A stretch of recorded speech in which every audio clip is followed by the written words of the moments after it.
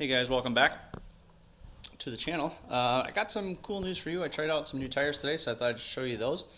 I did have some feedback about my belt shredding issues. What I actually found was we had some pulley bearings that were not great. I think I mentioned that a little bit in the video, so I changed those out. But I have been eating alternators this year like real bad. I'm actually on my third one for the season, and I'm talking since June, and it's April, or and it's August right now. So I did change my alternator again, but one of the things I did do, and you can't tell, I did put a 3.2 inch alternator pulley on there. So I had one machined to fit a rebuilt alternator. So far so good. I was typically seeing those alternators go out under high RPM, then the battery light would come on, and that'd be all she wrote. So again, I went ahead and did a little bit of research. A lot of people talked about these things about 10 years ago, that a lot of guys were having problems with them or so, and that's the beautiful thing about the internet nowadays is you can always go back and see what people said. So we'll see how long that lasts. It's been 90 degrees out here every day, so far, without going to the track, I haven't lost another alternator. But with all the heat we've had and the larger pulley, so far so good. Someone that watched my video said these pulleys tend to eat up serpentine belts, and that is good advice. You can actually see that there's some rubber compound in there from the pulley itself, so that's something I'm going to change. Another thing that you might be able to tell is I actually took off the pulley that was right here, giving some extra tension. I only did that because I needed to order a new belt, a longer belt for this to make that work with that larger diameter pulley. It came in, but I wanted to get my car back on the road, and taking out 2 bolts is no big deal. It's a pretty easy thing to do. So I'll get that put back and get the new belt put on. Well, let's go around and talk about these tires. So these are new from Nitto this year. These are the 555 R2s. So here it is, R2s. And I have to say, I actually started a video to go to the track to compare 60-foot times with this tire and the original 555Rs, and my alternator actually broke on the second pull, so I didn't get a very good comparison. But if I went off the feel of how well these tires gripped, I can tell you that the first run I did before the alternator went out, she hooked pretty hard.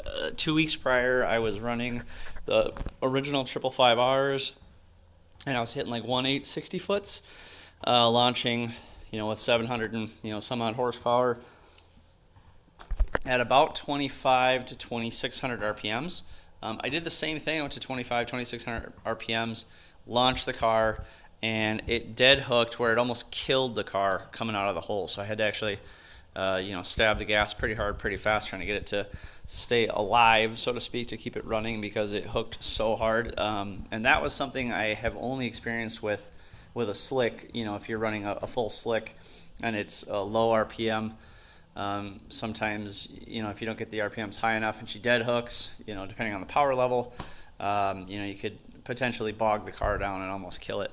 But I've never had that with a drag radial before. So I've run Mickey Thompson's before. Those were great tires. I loved those tires, but I have to say, so far, I'm pretty impressed with these 555 R2s. The tread pattern is pretty similar, so let's take a look at that here quick. To the original anyways.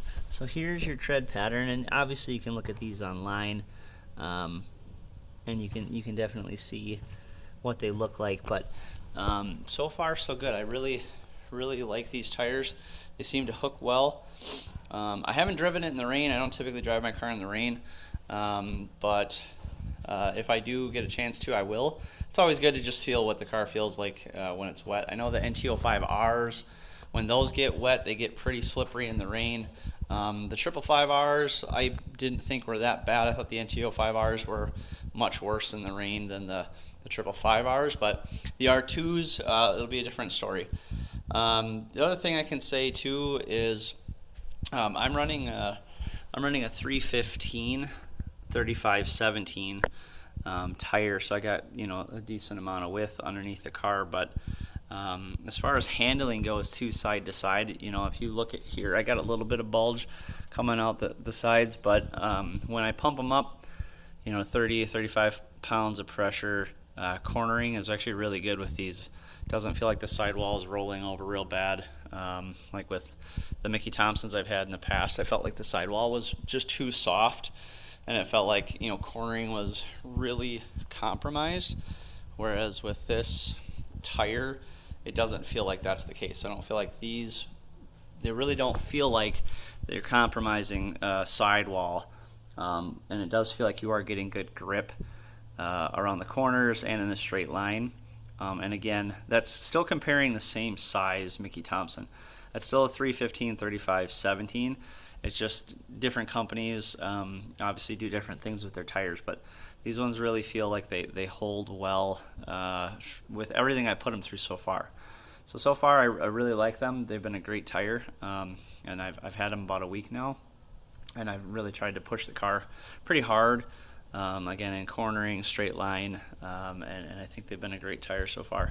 If you have some great feedback, or if you're running a different tire that you enjoy, let me know. Love to try something different too, if it's a newer tire or not.